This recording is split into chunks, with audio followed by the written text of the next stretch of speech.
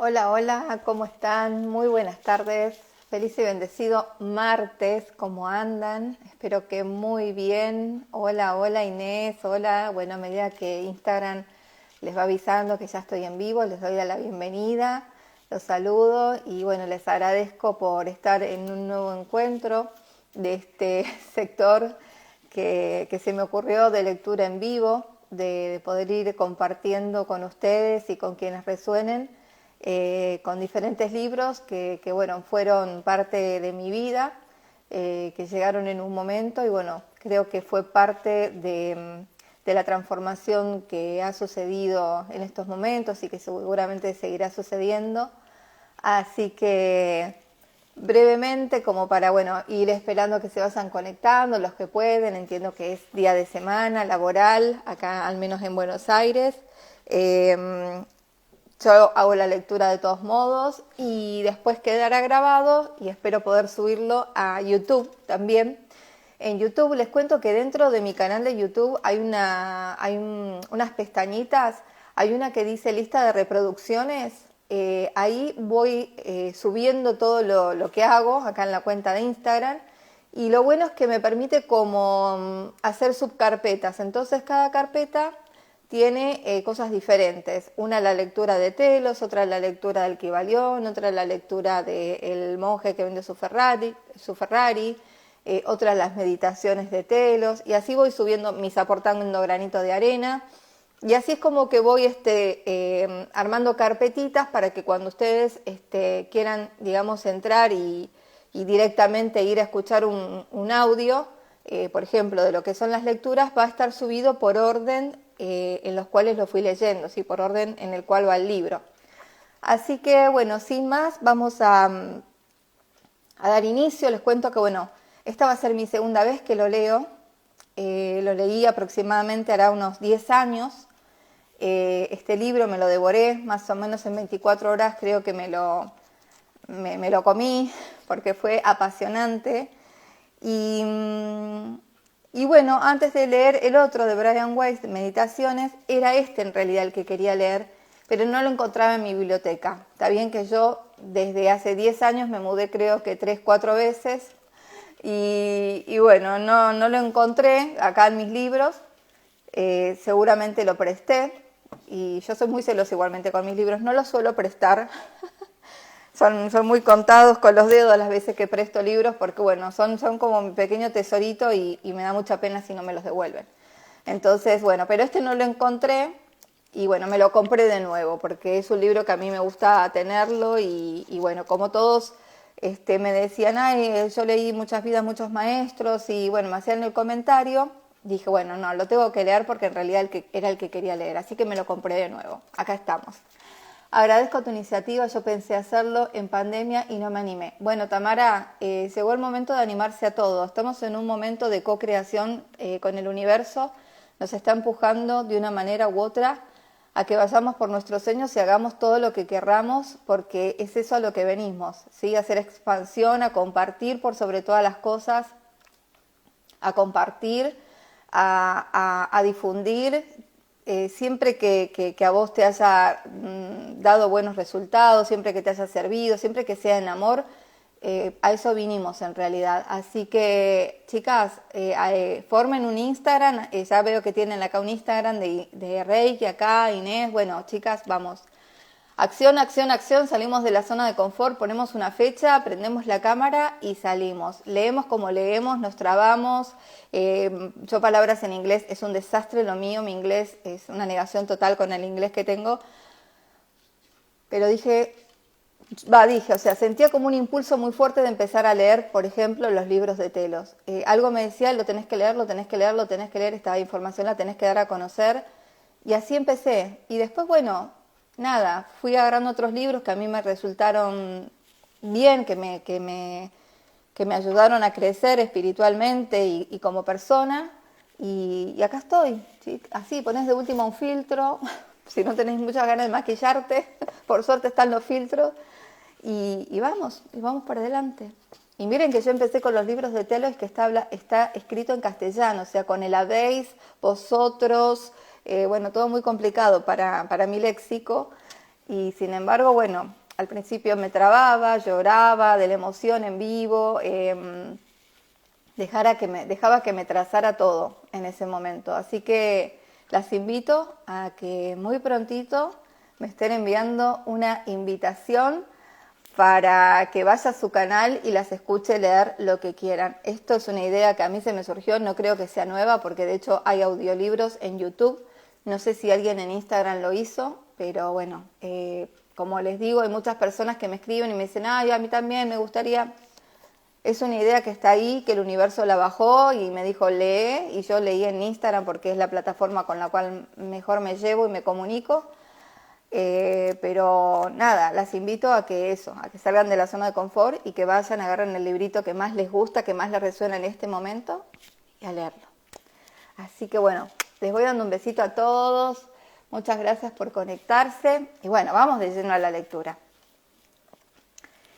Bueno, es Muchas vidas, muchos maestros, es del autor Brian Weiss, es la historia real de un psiquiatra, su joven paciente y la terapia de regresión que cambió sus vidas para siempre. Vamos a empezar con el prefagio que dice: sé que hay un motivo para todo. Tal vez en el momento en que se produce un hecho no contamos con la penetración psicológica ni la previsión necesarias para comprender las razones, pero con tiempo y paciencia saldrá a la luz. Así ocurrió con Catherine. La conocí en 1980 cuando ella tenía 27 años. Vino a mi consultorio buscando ayuda para su ansiedad, sus fobias, sus ataques de pánico. Aunque estos síntomas la acompañaban desde la niñez, en el pasado reciente habían empeorado mucho. Día a día se encontraba más paralizada emocionalmente, menos capaz de funcionar. Estaba aterrorizada y comprensiblemente deprimida. En contraste con el caos de su vida en estos momentos, mi existencia fluía con seriedad. Tenía un matrimonio feliz y estable, 2 hijos pequeños y una carrera floreciente.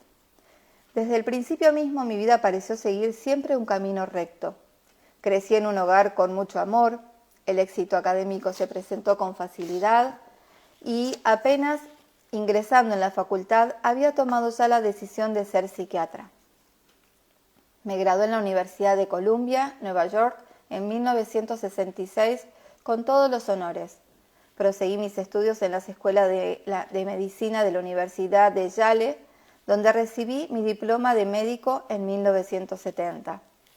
Después de un internado en el Centro Médico de la Universidad de Nueva York, volví a Yale para completar mi residencia como psiquiatra. Al terminarla, bueno, acá está mal la redacción, pero al terminarla acepté un cargo en la Universidad de Pittsburgh. 2 años después me incorporé en la Universidad de Miami para dirigir el departamento psicofarmacológico. Allí logré renombre nacional en los campos de la psiquiatría biológica y el abuso de drogas. Tras 4 años fui ascendido al rango de profesor asociado de psiquiatría y designado jefe de la misma materia en un gran hospital de Miami, afiliado a la universidad. Por entonces ya había publicado 37 artículos científicos y estudios de mi especialidad. Los años de estudios disciplinado habían adiestrado mi mente para pensar como médico y científico, moldeándome en los senderos estrechos del conservadurismo profesional. Desconfiaba de todo aquello que no se pudiera demostrar según métodos científicos tradicionales.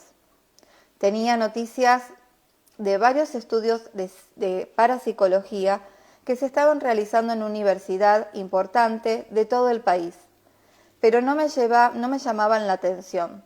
Todo eso me parecía descabellado, en demasía. Entonces conocí a Catherine. Durante 18 meses utilicé métodos terapéuticos tradicionales para ayudarla a superar sus síntomas. Como nada parecía causar efecto, intenté la hipnosis. En una serie de estados de trance, Catherine recuperó recuerdos de vidas pasadas que resultaron ser los factores causantes de sus síntomas. También actuó como conducto para la información procedente de entes espirituales altamente evolucionados y a través de ellos reveló muchos secretos de la vida y de la muerte. En pocos y breves meses sus síntomas desaparecieron y reanudó su vida más feliz y en paz que nunca. En mis estudios no había nada que me hubiera preparado para algo así. Cuando estos hechos sucedieron me sentí absolutamente asombrado.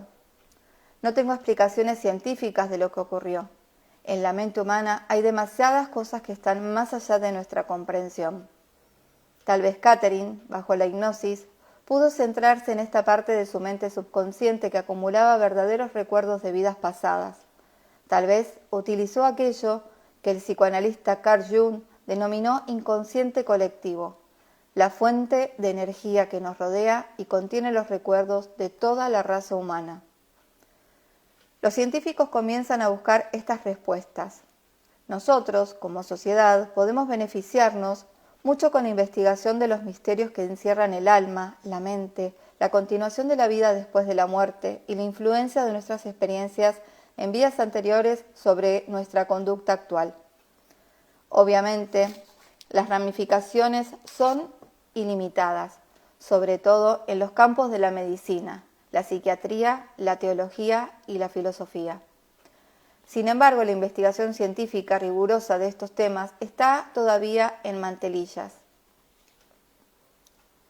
Si bien se está dando grandes pasos para descubrir esta información, el proceso es lento y cuenta con mucha resistencia tanto por parte de los científicos como de los legos.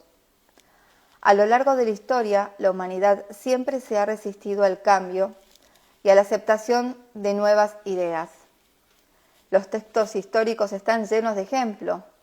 Cuando Galileo descubrió las lunas de Júpiter, los astrónomos de su época se negaron a aceptar su existencia e incluso a mirar esos satélites, pues estaban en conflicto con las creencias aceptadas. Así ocurre ahora entre los psiquiatras y otros terapeutas, que se niegan a examinar y evaluar las considerables pruebas reunidas acerca de la supervivencia tras la muerte física y sobre los recuerdos de vidas pasadas. Mantienen los ojos bien cerrados. Este libro es mi pequeña contribución a la investigación en el campo de la parapsicología, sobre todo en la rama que se refiere a nuestras experiencias nuestras experiencias antes del nacimiento y después de la muerte. Cada palabra de lo que aquí se va a contar es cierta. No he agregado nada y solo he eliminado las partes repetitivas. He alterado ligeramente la identidad de Catherine para respetar su identidad. Me llevó 4 años decidirme a escribir sobre lo que ocurrió. 4 años reunir valor para aceptar el riesgo profesional de revelar esta información nada ortodoxa. De pronto, una noche, mientras me duchaba, me sentí impelido a poner esta experiencia por escrito. Tenía la fuerte sensación de que era el momento correcto, de que no debía retener la información por más tiempo. Las lecciones que había aprendido estaban destinadas también a otros. No me habían sido dadas para que me las mantuviera en secreto. El conocimiento había llegado por medio de Catherine y ahora debía pasar a través de mí. Comprendí que de cuantas consecuencias pudiera sufrir, ninguna sería tan devastadora como no compartir el conocimiento adquirido sobre la inmortalidad y el verdadero sentido de la vida. Salí a toda carrera del baño y me sequé ante mi escritorio, con el montón de cintas grabadas durante mis sesiones con Catherine. En las horas de la madrugada pensé en mi viejo abuelo húngaro, que había muerto durante mi adolescencia.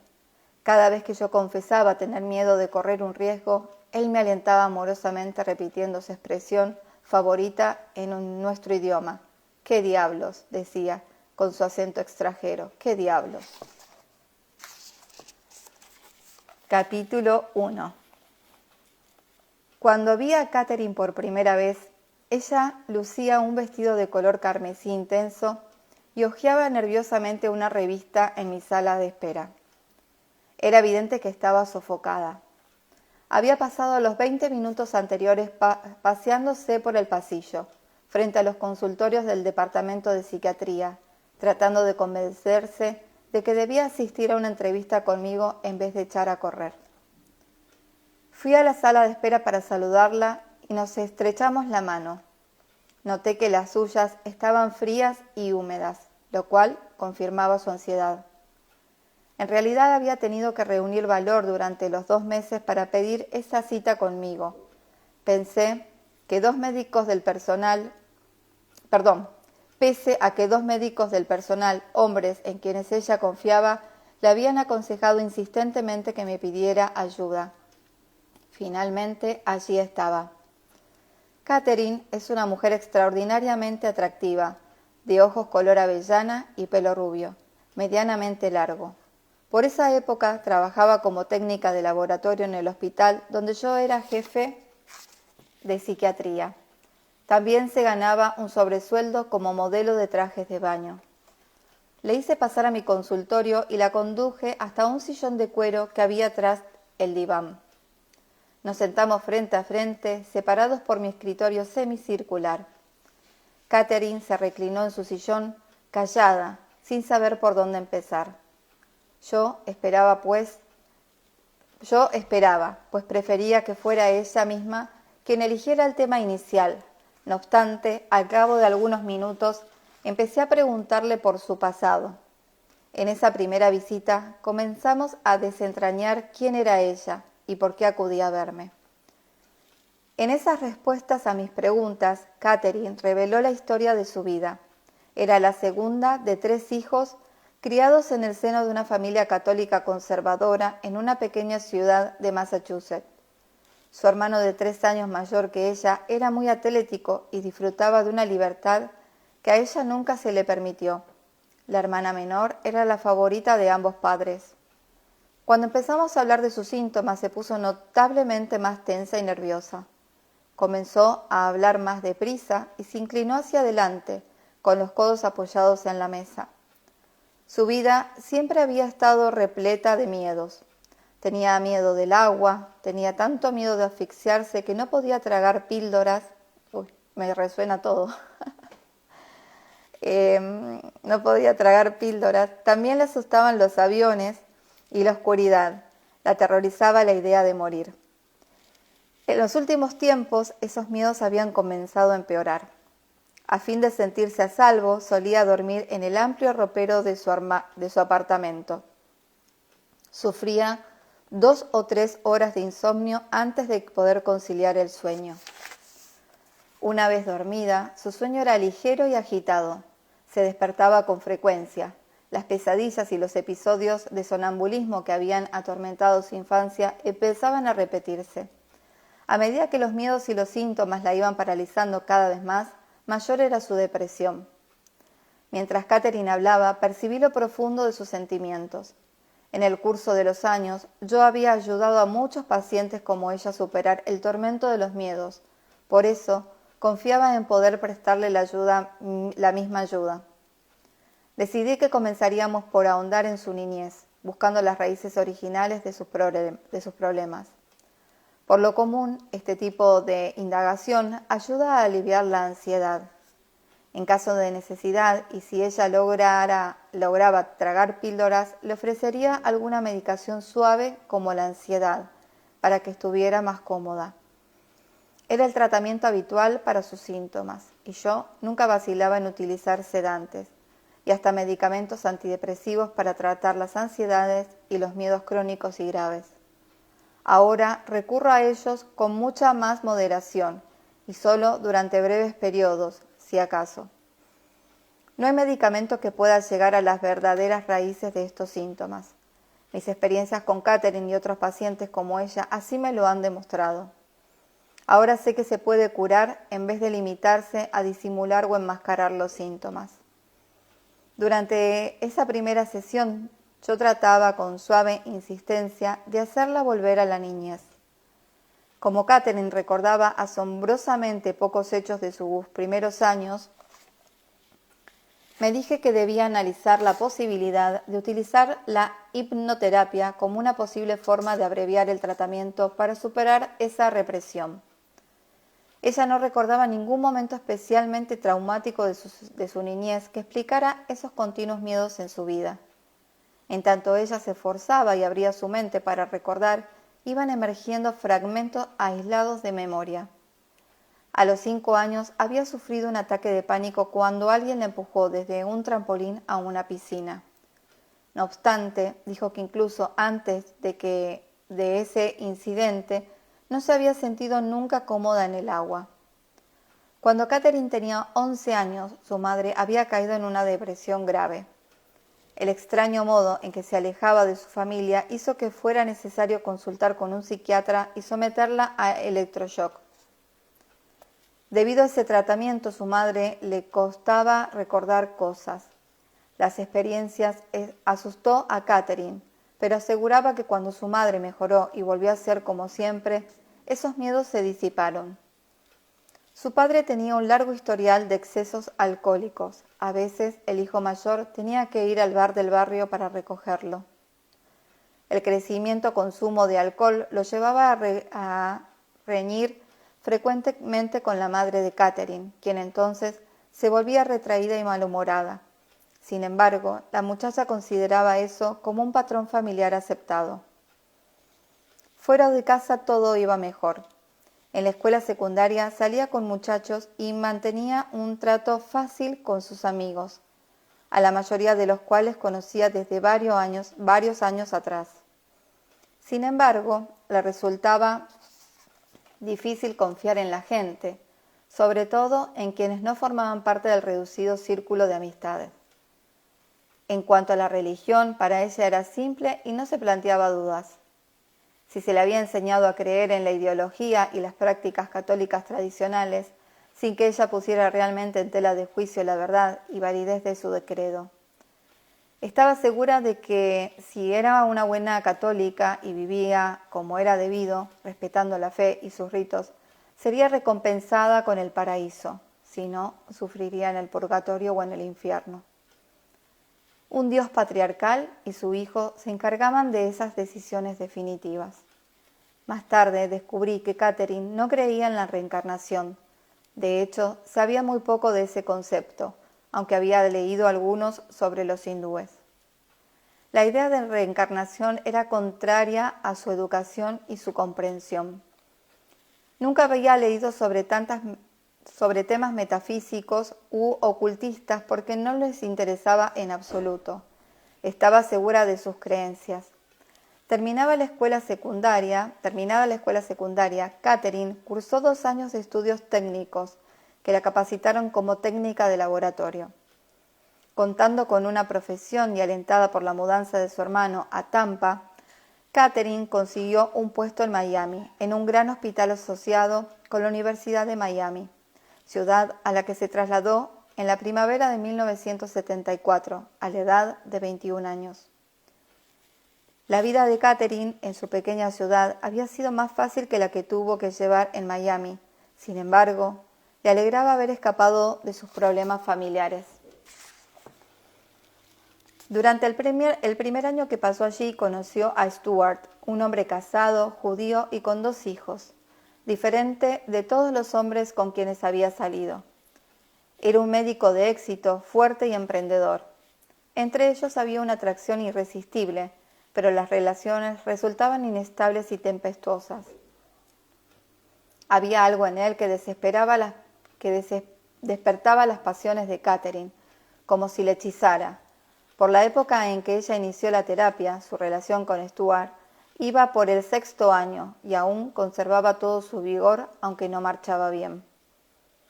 Catherine no podía resistirse a él, aunque la trataba mal y le enfurecía con sus mentiras, sus manipulaciones y sus promesas rotas. Varios meses antes de su entrevista conmigo, Catherine había sufrido una operación quirúrgica de las cuerdas vocales, afectadas por un nódulo benigno. Ya estaba ansiosa antes de la operación, pero al despertar en la sala de recuperación, se encontraba absolutamente aterrorizada. El personal de enfermería se esforzó horas enteras para calmarla. Después de reponerse en el hospital, buscó al doctor Edward Paul.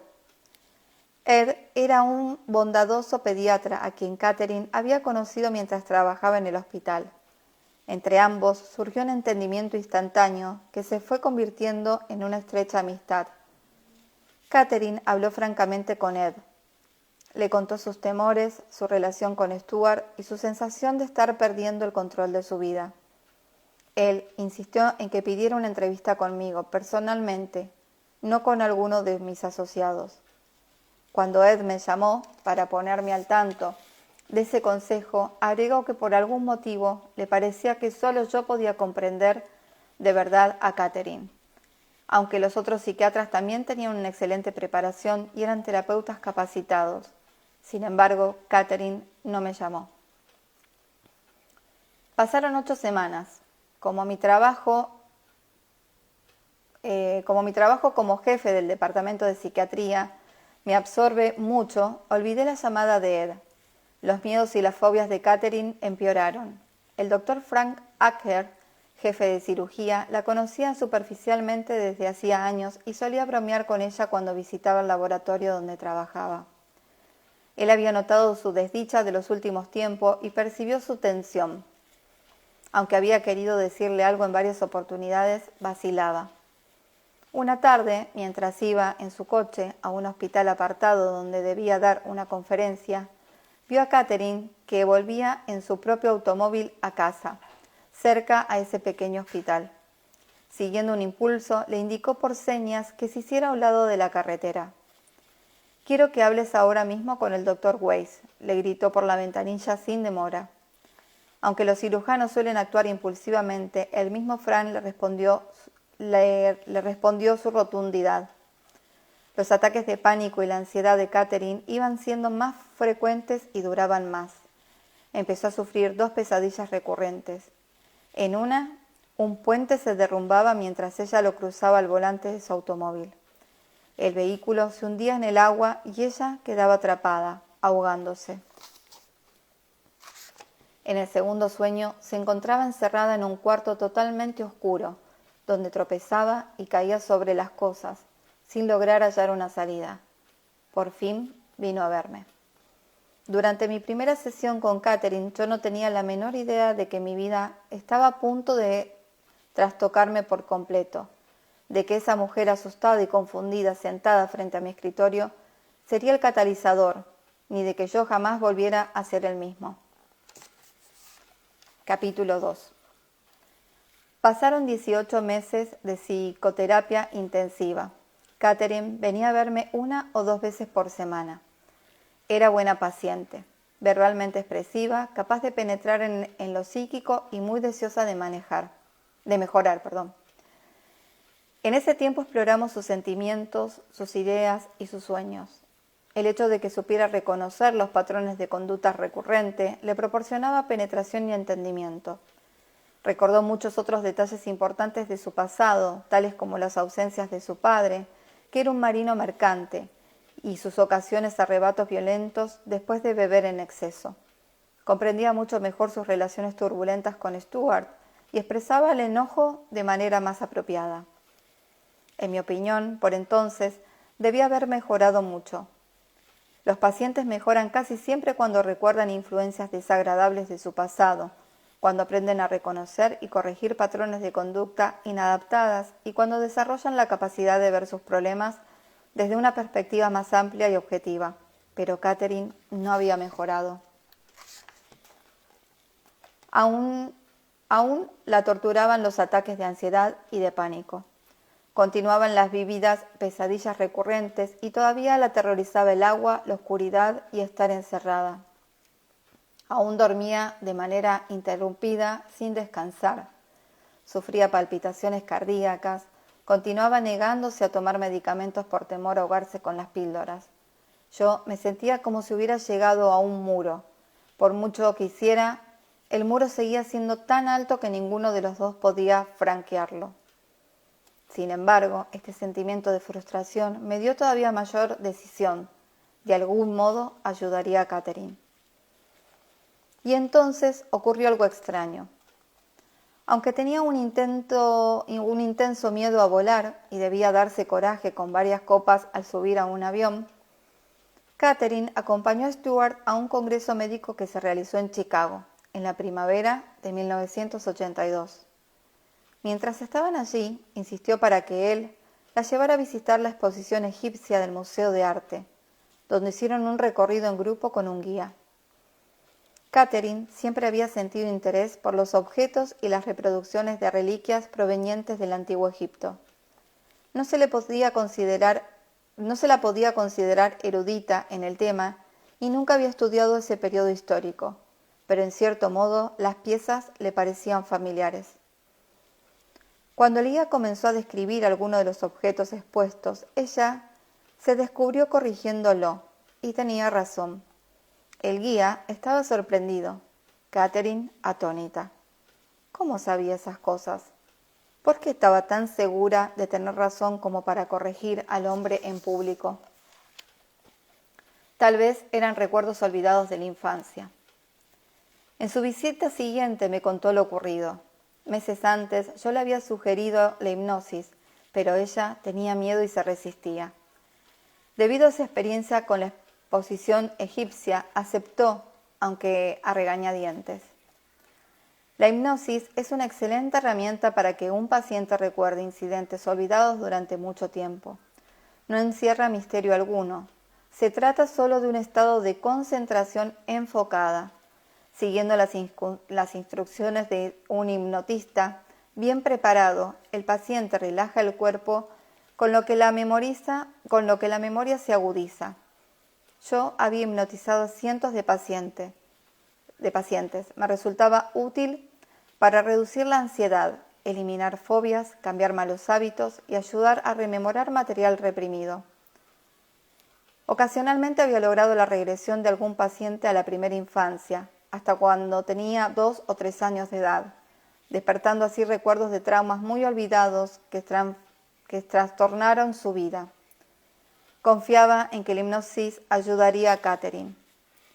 Le indiqué que se tendiera en el diván, con los ojos entrecerrados y la cabeza apoyada en una almohadita. Al principio nos concentramos en su respiración. Con cada exhalación liberaba tensiones y ansiedad acumuladas. Al cabo de varios minutos le dije que visualizara sus músculos relajándose progresivamente, desde la cara, la mandíbula, pasando por el cuello, los hombros, los brazos, la espalda y el estómago, hasta los de las piernas. Ella sentía que todo su cuerpo se hundía más y más en el diván. Luego le di instrucciones de visualizar intensa luz blanca en lo alto de su cabeza, desde dentro de su cuerpo. Más adelante, después de haber hecho que la luz se extendiera poco a poco por su cuerpo, la luminosidad relajó por completo todos los músculos, todos los nervios, todos los órganos, el cuerpo entero, llevándola a un estado de relajación y paz cada vez más profundos. Gradualmente sentía más sueño, más paz, más serenidad. A su debido tiempo, siguiendo mis indicaciones, la luz llenó completamente su cuerpo y la envolvió.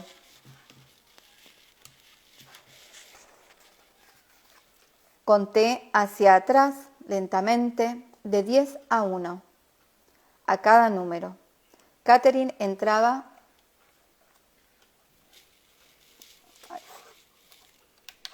Creo que estoy en vivo, ¿no?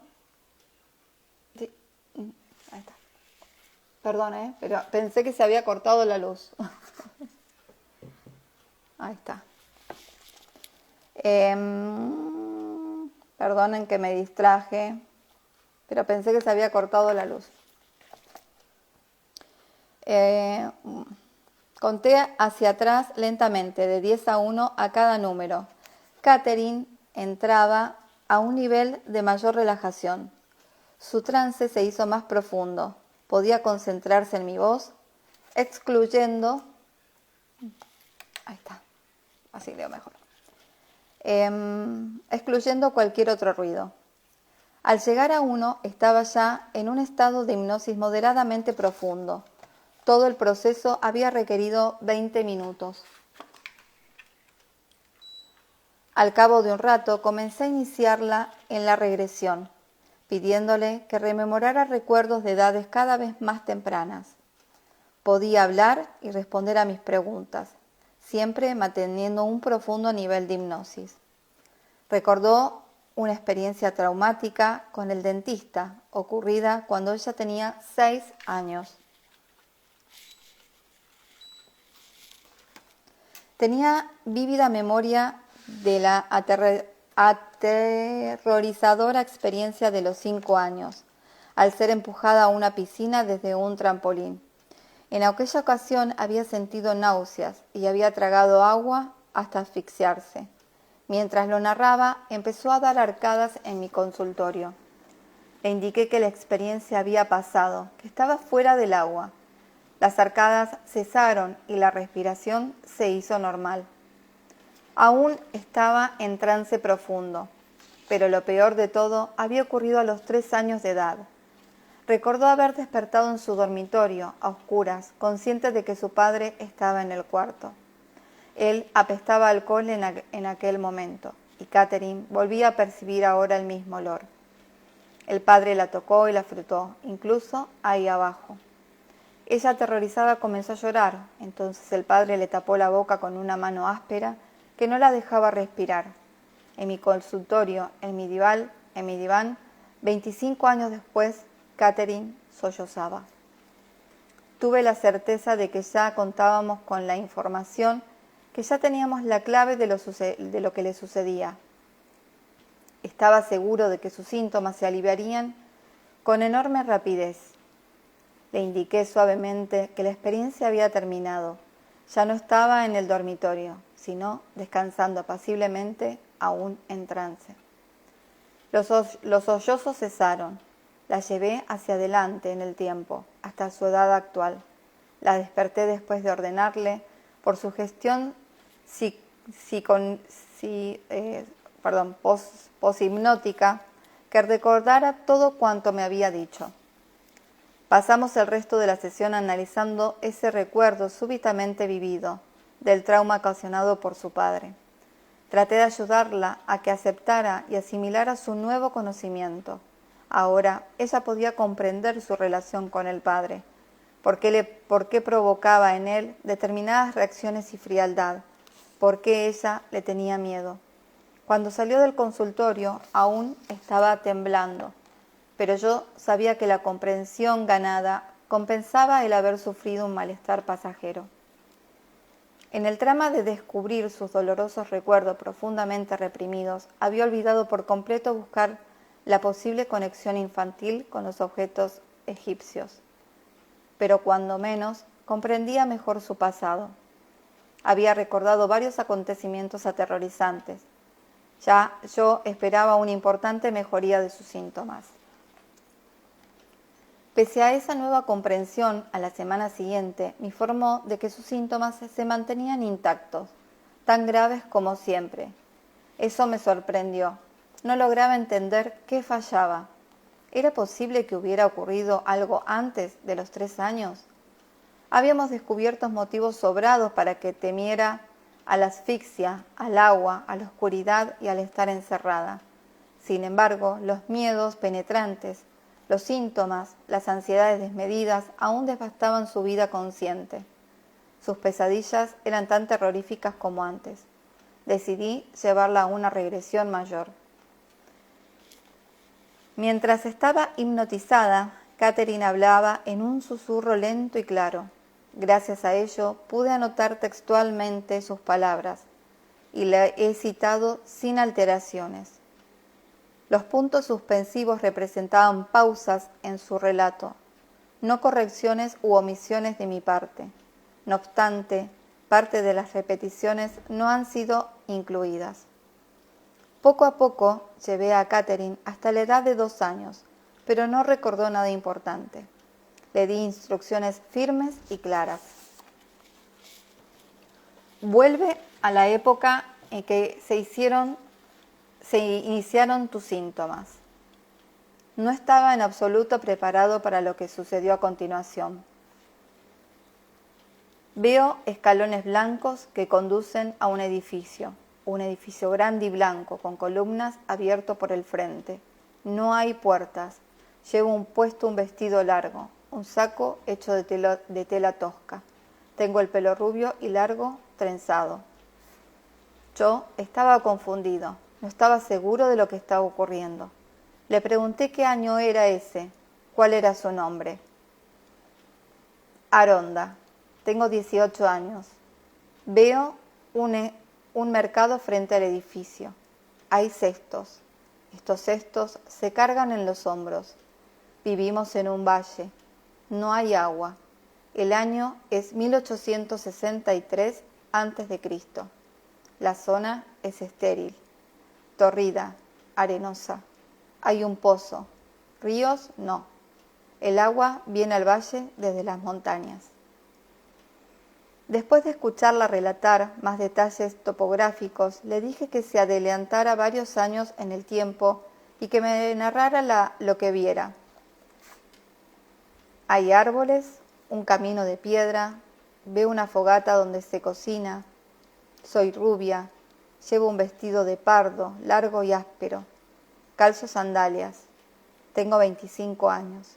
Tengo una pequeña llamada Cleastra. Es Rachel. Rachel es actualmente su sobrina con la que siempre ha mantenido un vínculo muy estrecho. Hace mucho calor. Yo me llevé un sobresalto. Tenía un nudo en el estómago y sentía frío. Las visualizaciones y el recuerdo de Catherine parecían muy definidos. No vacilaba en absoluto. Nombres, fechas, ropa, árboles, todo visto con nitidez. ¿Qué estaba ocurriendo ahí? ¿Cómo era posible que su hija de entonces fuera su actual sobrina? Pero la confusión era mayor que el sobresalto. Había examinado a miles de pacientes psiquiátricos, muchos de ellos bajo hipnosis, sin tropezar jamás con fantasías como esta, ni siquiera en sueños. Le indiqué que se adelantara hasta el momento de su muerte.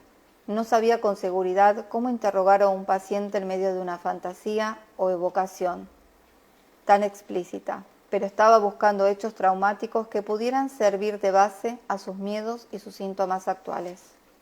Los acontecimientos que rodearan la muerte podían ser especialmente traumáticos. Al parecer, una inundación o un maremoto arrasaba la aldea. Hay olas grandes que derriban los árboles. No tengo hacia dónde correr. Hace frío, el agua está fría. Debo salvar a mi niña, pero no puedo. Solo puedo abrazarla con fuerza. Me ahogo, el agua me asfixia. No puedo respirar, no puedo tragar. Agua salada. La pequeña me es arrasada de los brazos. Catherine jadeaba y tenía dificultades para respirar. De pronto, su cuerpo se relajó por completo. Su respiración se volvió más profunda y regular. Veo nubes. Mi pequeña está conmigo y otros de la aldea. Veo a mi hermano. Descansaba, esa vida había terminado. Permanecía en trance profundo. Yo estaba estupefacto. ¿Vidas anteriores? ¿Reencarnación? Mi mente clínica me indicaba que Catherine no estaba fantaseando, que no inventaba ese material. Sus pensamientos, sus expresiones, su atención a los detalles en particular, todo se diferenciaba de su estado normal de conciencia. Por la mente me cruzó toda la gama de diagnósticos psiquiátricos posibles, pero su estado psíquico y su estructura de carácter no explicaban esas revelaciones. ¿Esquizofrenia? No. Catherine nunca había dado muestra de trastornos cognitivos o de pensamiento. Nunca había sufrido alucinaciones auditivas ni visuales. No oía voces, no tenía visiones estando despierta, ni ningún tipo de episodios psicopáticos. Tampoco se trataba de una ilusión, perder el contacto con la realidad. No tenía personalidad múltiple ni escindida. Solo había una Catherine y su mente consciente tenía perfecta conciencia de eso. No demostraba tendencias psicopáticas o antisociales. No era una actriz. No consumía drogas ni sustancias alucinógenas. Su consumo de alcohol era mínimo. No padecía enfermedades neurológicas o psicológicas que pudieran explicar esa experiencia vivida e inmediata en estado de hipnosis. Esos eran recuerdos de algún tipo, pero ¿de dónde procedían? Mi reacción instintiva era que acababa de tropezar con algo de lo que sabía muy poco, la reencarnación y los recuerdos de vidas pasadas. No puede ser, me decía mi mente científicamente formada, se resistía a aceptarlo. Sin embargo, estaba ocurriendo delante de mis ojos. Aunque no pudiera explicarlo, tampoco me era posible negar su realidad. Continúa, dije algo nervioso pero fascinado por lo que ocurría. ¿Recuerdas algo más? Ella recordó fragmentos de otras 2 vidas. Tengo un vestido de encaje negro y encaje negro en la cabeza. Mi pelo es oscuro, algo canoso. Es 1956 después de Cristo. Soy española, me llamo Luisa y tengo 56 años. Estoy bailando. Hay otros que también bailan. Estoy enferma, tengo fiebre, sudores fríos. Hay mucha gente enferma, la gente se muere. Los médicos no lo saben, pero fue por el agua. La llevé hacia adelante en el tiempo. Me recobro, pero aún me duele la cabeza. Aún me duelen los ojos y la cabeza por la fiebre, por el agua. Muchos mueren. Más adelante me dijo que en esa vida era prostituta, pero que no me había dado esa información porque la avergonzaba. Al parecer, en estado de hipnosis podía censurar algunos de los recuerdos que me transmitía. Puesto que había reconocido a su sobrina en una vida anterior, le pregunté impulsivamente si yo estaba presente en alguna de sus existencias. Sentía curiosidad por reconocer mi papel, si acaso lo tenía en sus recuerdos. Me respondió con prontitud,